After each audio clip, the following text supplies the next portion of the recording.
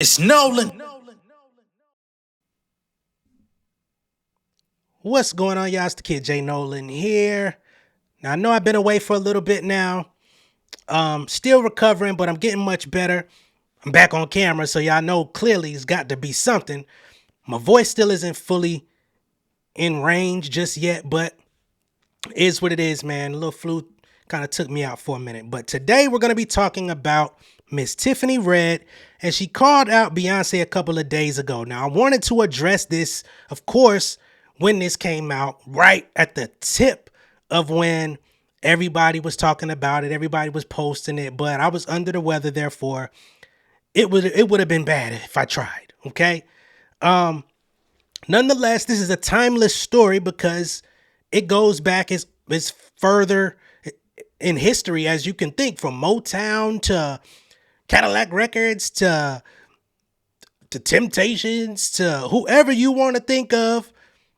Probably done got they publishing snagged at some point, right? Whether it's from your actual label putting it in your contract, or if you're a writer going in the studio to work with artists, right? You could be new, you could be somewhat established, you could be reputable as you want to be.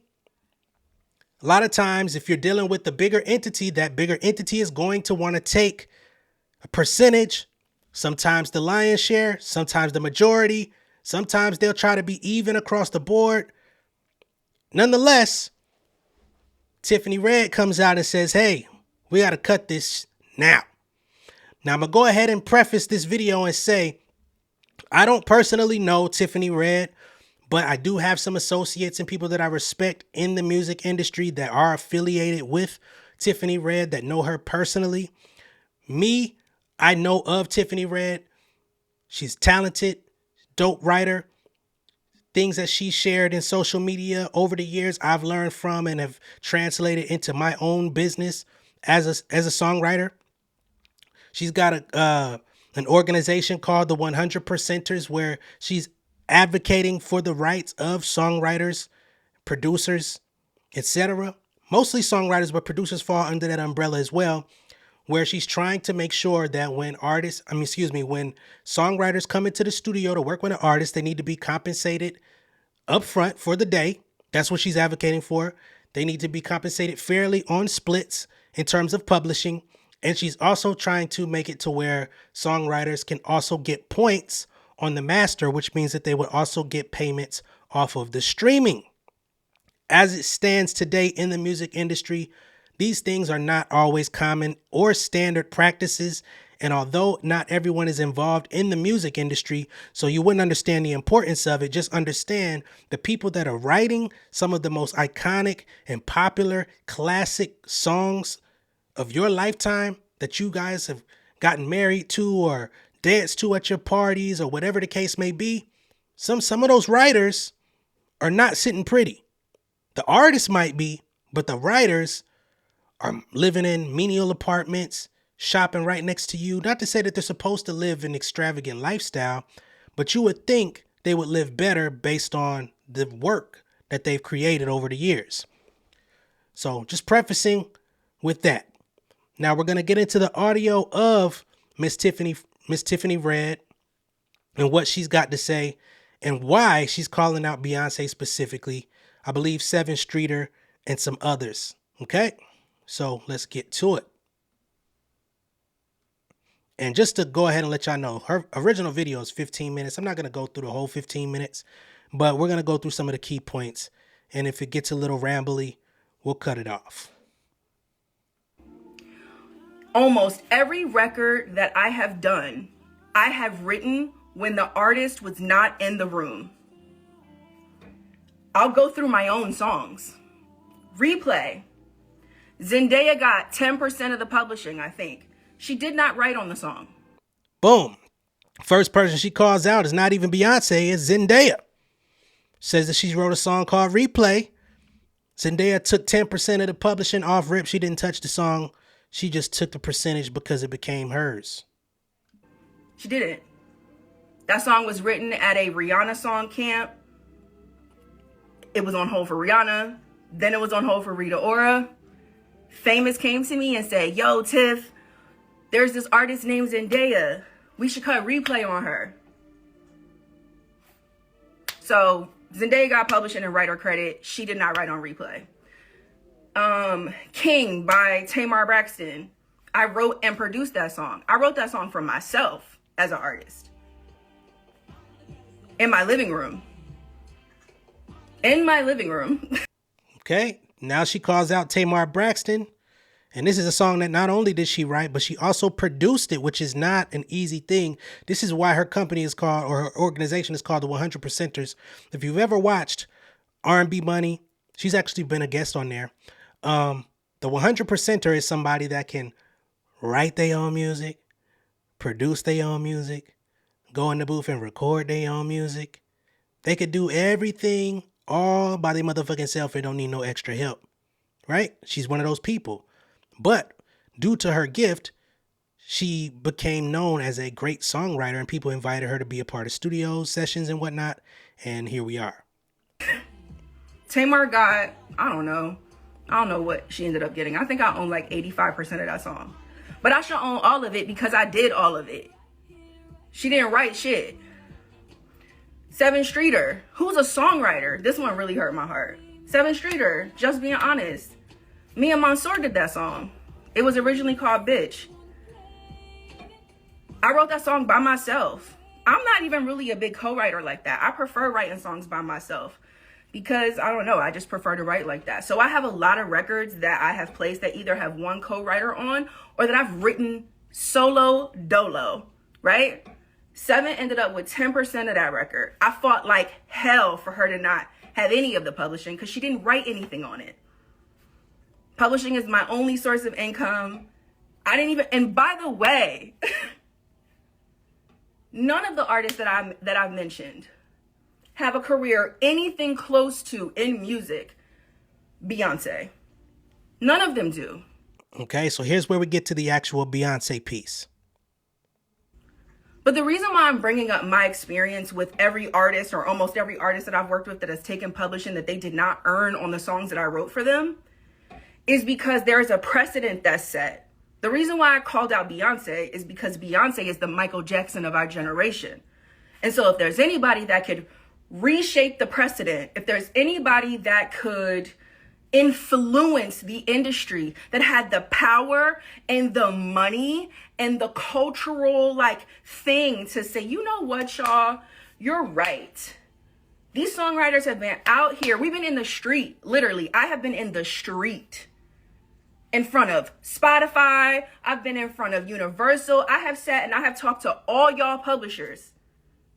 I talked to y'all publishers. I talked to the DSPs. I talked to the copyright royalty, the U.S. Copyright Office. I talked to NMPA. I talked to RIAA. I talked to SONA. I talked to NSAI.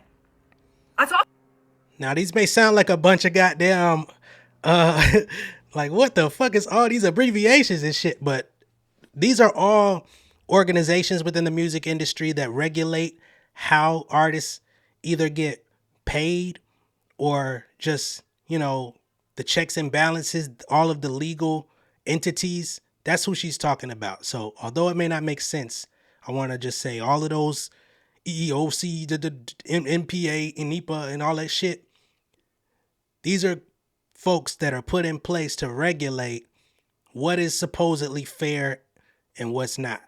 And she's trying to get them to expand on what's fair for songwriters.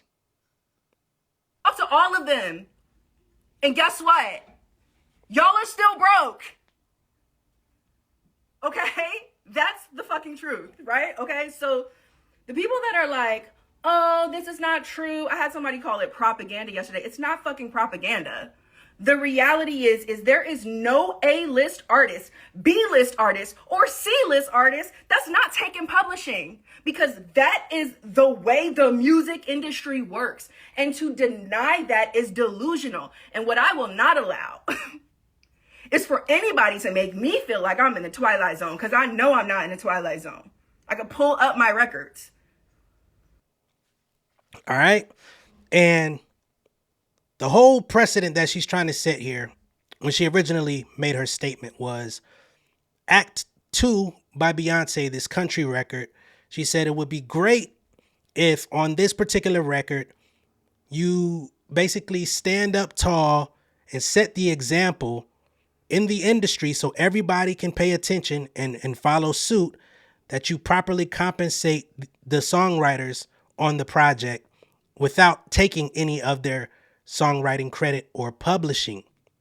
That's what she's challenging from Beyonce, because typically Beyonce doesn't really write songs. Now, to my understanding, Beyonce herself does sometimes give ideas, concepts, topics, things that she wants to address in the music. So for some people that may contribute to the writing, you know what I'm saying? So that may be why Beyonce takes that. It may just be because that's the industry standard and that's just what it is. But it's well documented that Beyonce has a lot of writers. Even on Act 1 Renaissance, there was a lot of writers. Everybody received their credit. I don't know how everybody was compensated, but I hope that they were, because a lot of new writers contributed. Well, not new, but relatively new. And I got a hell of a lot of respect for all of them. And they've kind of turned themselves up since then, that launched their own careers. So I don't know if what Tiffany read is saying right now is applicable to what Beyonce's mission is. I don't know if maybe Beyonce has already beat that system to the punch, right?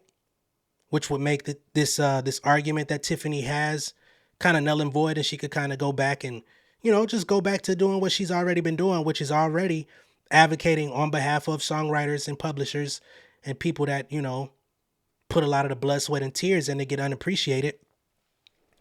And I just want everyone to understand that's exactly why she's got so much passion and so much fervor in her voice. It's not that she dislikes Beyonce. It's not that she hates Beyonce. It's not that she wants to see the Beyonce empire crumble. She wants those that are actually contributing to that empire to go home with actual sustenance, value, something to take home to their family rather than crumbs.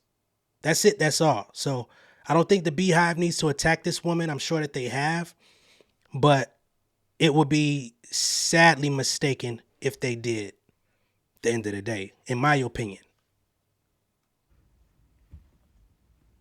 I talked to somebody yesterday. Somebody's a manager of somebody who is a writer and producer on Renaissance. Okay? The record is one of y'all faves. The song was written 6 years before it got to Beyonce. She got 25% of the song. I've talked to another writer who wrote and sang on one of your favorite songs. Credit not right, all kind of shit fucked up. His business still isn't handled. Beyonce was on tour last year with that record, with that person's vocals, all that. I'm not crazy. And here's the thing. The reason why people who work for Beyonce don't talk is because they're all on NDAs. Because that's also how she works. She silences people so that nobody can speak. I'm not a writer that's written for Beyonce. I haven't shot my shot at Beyonce because I'm not willing to give her any publishing. Now, this was a knock that I saw some people that actually work in the industry throw on her, like, yo, you shouldn't be speaking on Beyonce because you personally have not written for her. So this idea that you're perpetuating into the public eye, they felt that it was, a little troublesome because you're not really fighting for your own issue. But again, as I've stated, her organization, and it's a literal, real organization, it's not some of the mind type shit. That's the objective of her organization, is to speak for those that either are afraid or feel as though they cannot speak for themselves. They send her private messages and she goes out and she goes to behind the scenes, do the work. She shows up to Spotify. She shows up with picket signs. She shows up to the copyright folks. She showed up. She is one of the people that helped get MDRCs removed from former Sony artists' contracts. A MDRC means that you have like a minimum requirement of songs that you have to deliver. But with that, it's like the way they deduce the songs down to a percentage means that when you submit a song, it's never fully a song, which means that you could end up submitting 15 songs before it equals one, which is an easy way to keep you locked in a contract for the rest of your life. So she's somebody that helped get that removed from a lot of Sony publishing artists and songwriters. So again, this is just for people to understand that she's not here with a personal vendetta. She's looking at this from what they would call a holistic view, right? And she's just the one that's willing to challenge the system because she's not affected by whether or not Beyonce works with her, because she's got her credits. She's found a business for herself. She's got other things going on to where she's not dependent upon songwriting as a primary income now. And if somebody wants her to write these days, she has set fees that they have to pay up front. She's not accepting any old runaround like she used to when she was first introduced to the industry. Because I haven't had the opportunity. I've had the opportunity to work with everybody. And I've turned down a lot of stuff because I'm not willing to play these games. There's a massive power dynamic happening. Please don't act like it's easy to negotiate with Beyonce and her team, because it is not. If that was the case, there would not be so many people coming to me like, Tiff, this is how much was taken. Shit is not negotiable. It's not. These are the terms, which means, okay, cool. Then we work for you, Beyonce. So that means you're an employer. But either way, to imply that. Now, I disagree with that. Beyonce is not an employer, right? To a degree, you could say she is, but I would say even if you throw her in that employer bracket, the writers are contractors. And unfortunately, what's gotta happen, and it sucks for the writers. The writers gotta get some motherfucking nuts, right? Hypothetically speaking, non-gender specific. The writers have to be able to say no. The problem with the music industry and the entertainment industry at large is that people are afraid to build shit on their own. I could say this with full confidence because I am a living testimony of building shit on my fucking own, right? I ghostwrite for niggas, right? I've written songs and gotten publishing and stuff like that, not for super major artists, but for niggas that need it, I've done it, right? However, there's people that have come to me with stuff that I was not interested in, and I said, fuck no. Nah. I don't like this concept. I don't like this idea. I don't like the direction you're going in with your artistry. I don't want to be a part of that. The shit that you're talking about is not believable. I don't want to contribute to that. It's so many different things, right? Not to mention in my own personal career as an artist.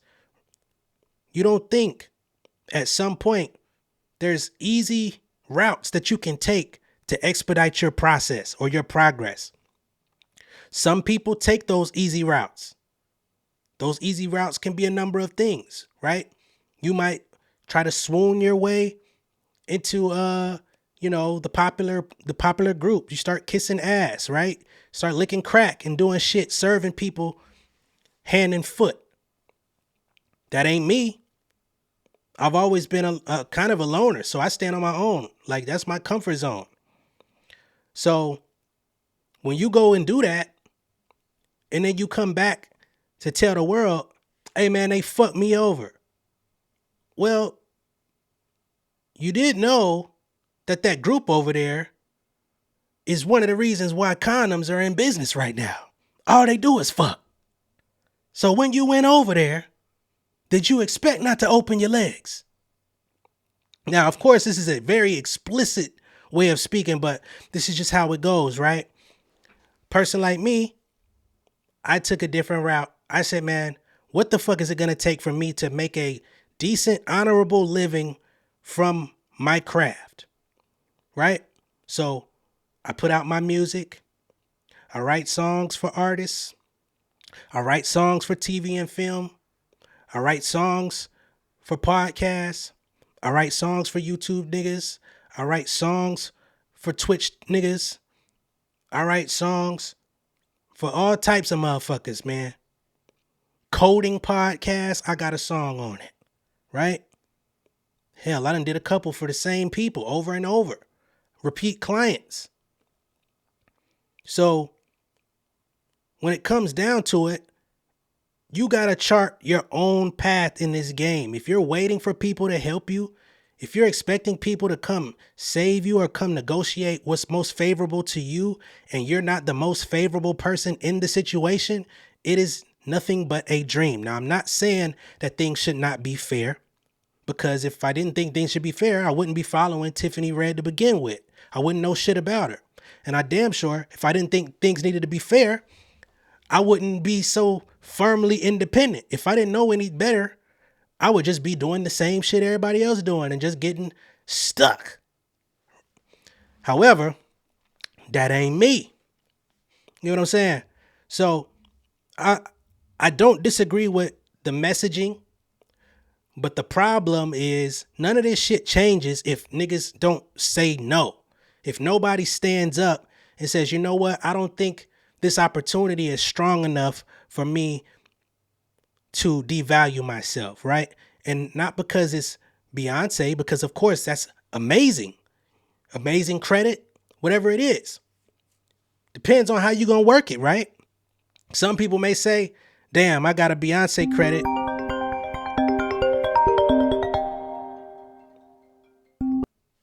All right, you got the Beyonce credit. You only getting, let's say you did all the writing on it, but Beyonce gives you 25%. You could say, suck my dick, right? You can clearly, hey man, sometimes you gotta put your shit on the table. I done told you about it. Say, suck my dick. Or you say, you know what? I'm gonna get this Beyonce credit. And as long as I'm able to promote that I have a credit on Beyonce, I'm going to flip that, right? Hey, everybody, that song, that shit that y'all, I wrote that. I wrote that for Beyonce. Hey, man, you can't be going out here nigga, hell no. They say, oh, you got NDAs and shit like that. Well, guess what? Them NDAs really don't matter, because anybody that's been following me since Renaissance came out, right before Renaissance even dropped, I exposed all the writers that were on the project. I exposed the writers not because I was trying to expose, but because I was excited. I wanted to see who contributed. I wanted to see who produced on it, right? So it was public information. It was readily available. It was not hidden. So when I say that, it's like, if you could see that Nova Wave is on there, or you could see that Pharrell produced this, or you could see that Khalees was sampled on this, and I saw some people trying to equivalate, oh, this is why when Khalees snapped off about the sample, and let's just rear back, because Khalees didn't own that shit. She never did. She never will. And unfortunately, that's another issue about the game. But if I got Beyonce credit, I'm going to put that motherfucker on my bio on every social media. Credits, Beyonce, all capital letters like on her fucking album cover, with the accent on that bitch. Damn, this nigga wrote for Beyonce? Yeah, nigga. Everywhere I go, I'ma tell you, hey, what's going on, man? Hey, I'm J Nolan. Yeah, what you do, man? I'm a songwriter, man. I wrote on Beyonce, Renaissance, nigga, act 2. Oh, shit. Bro, let me, you, for real? Nigga, check the credits. Right? Shit, hey, what my nigga Denzel say? I'm leaving with something. So, not that I'm better than anybody, not that I'm smarter than anybody, but sometimes you just gotta have the audacity to understand, yo, what's meant for me is what's meant for me. Right? Now, if you feel like that Beyonce credit was not worth it, you don't want to go back and work with her no more, you feel like you're still living in a tenement apartment and things haven't changed for you. So you're just down bad and life just sucks. I feel like I don't know, man. It's hard to empathize, honestly. Not because songwriters are supposed to be rich, right? Because I think it's a labor of love and it's something that I do think they should be compensated for. But it's hard to empathize because you're supposed to have so much going on that a Beyonce placement should really be solidifying you to the next level. And I think a lot of times some of these writers have really good voices themselves and they just don't utilize them, right? This is why artists like Frank Ocean said, fuck y'all, I'm putting my own shit out. This is why writers like St. John said, man, I only made 20,000 or some bullshit, 50,000 some bullshit off of writing for Usher when I could have made millions if I put that same song myself and got the same success. This is why Carrie Hilson was another. You know what I'm saying? So many people have come into this industry and that entry point was off right. Shit. Neo, Sean Garrett, T-Pain, all these people was behind the scenes just giving people their ideas, and it wasn't moving the needle for them despite them having all these credits, but they used those credits, right? They use those credits to build relationships, get to people in the radio and the different areas to be like, yo, you know, this is what I do, da-da-da-da, I wrote this, and this. Okay, where's your music? Bow, bitch, there's my music. But if you're afraid to step out as an artist on your own, again, that is a malfunction of your nuts. Sorry, I hate to break it to you, right? And for some of you artists out there that don't have no pen game, you're not going to be Beyonce. So you need to stop standing on that crutch also. I got smoke for everybody, right? Because at the end of the day, none of this shit is going to improve unless people really start standing up, standing on your square. And for those that lack, get better, improve, right? Makes absolutely no sense. Some of these folks out here with these great ass voices ain't doing nothing but singing covers on YouTube, wondering why they not blowing up. That's a whole nother thing, man. Y'all got me going the fuck in. Tiffany, you got anything else for us? The artists do not have to be responsible for the business practices that they exercise with songwriters to insinuate that the only way you are treated fairly is if you are managed by one of the gatekeepers is bullshit. It's bullshit. You shouldn't have to be in company with a gatekeeper to be treated fairly. All right. Again, what she's saying is absolutely correct, absolutely valid. I'm just of a different mindset. And it's not that I don't agree, because I do. But y'all have heard how I get it out here. And I think that is a viable path. It's a more realistic path, to be honest, because I built my shit with no help. Just a couple niggas that knew how to, you know what I'm saying? We linked up, found studio time, was resourceful. Started putting together events. Once I learned how to put together a motherfucking event, I started booking my own motherfucking venues, throwing events, getting other artists, saying, yo, come join me. These weak ass places just want to book us to do open mics. Nah, fuck that. These niggas don't want to respect actual hip hop in Atlanta. They want to hear trap all the time. That's not what I'm on right now. Cool. We're going to do some other shit. Oh, damn. We can't get over here. We can't do this, can't do that. We ain't got no radio outlets. All right, we're going to do a podcast and play nothing but good music that we love, like, and support. Bang. Put together a festival called the Fresh and Local Fest. First one was a fucking picnic. Right? Niggas be scared to start small.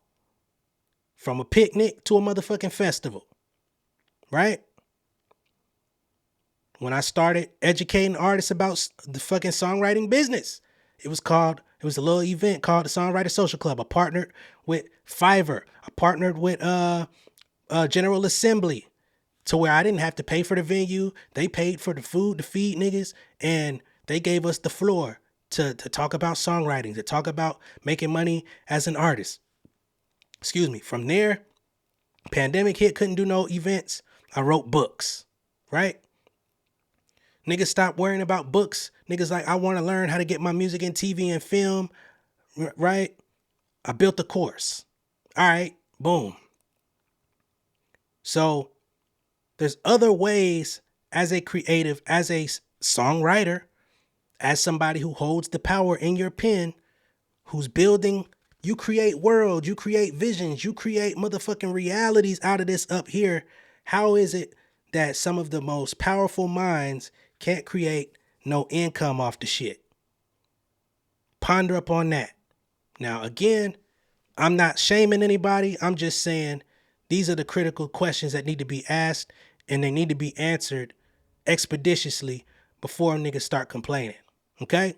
Because the complaints are old. The music industry has been around since, shit, the fucking, at least the 1800s, right? Classical music, all that dumb shit. Not dumb shit, but you know, at least, right?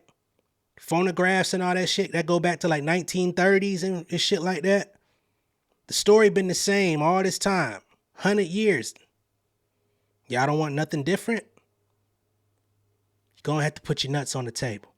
Let me know what y'all think of this down below in the comments. Be sure to like and share this video. If this is your first time seeing me on YouTube, go ahead and subscribe to the channel. Hit the post notification bell for all updates. I will see y'all on the next one. Hopefully I could be more consistent. I'm feeling a little bit better, but I still got to get my voice back and whatnot. So more to come. We're going to try to finish out February strong. I can't believe that I just lost a week, but we bite. All right. I'll catch y'all later. Peace. King of my city and cul-de-sac. Coming, I swinging like soldier rag. Leading my people like quarterback. Boy, I study this shit, I'm an almanac. Had to get up and grind. Knowledge is booming, I'm here to apply. Came with the chip and the dip, it just single the mind. We finna do more than survive. I need my check. Spinning the block for the gouda. We hitting the jeweler to flood out the net. We don't do beef for computers, I'm straight out the sewer. We come when you rest. Niggas be looking perplexed, so keeping my foot on their neck. No map, I trust my gut for the quest. But drama, I'm fully abreast. I was ready for years and they died of me. All of a sudden they tell me they proud of me. I been dropping these haters like calories. Cross them out, I came back with some boundaries. Stand for my honor, but you run no corner. Packing the stick with a drummer. Wanna catch my bad, won't fumble. I done came too far to be humble.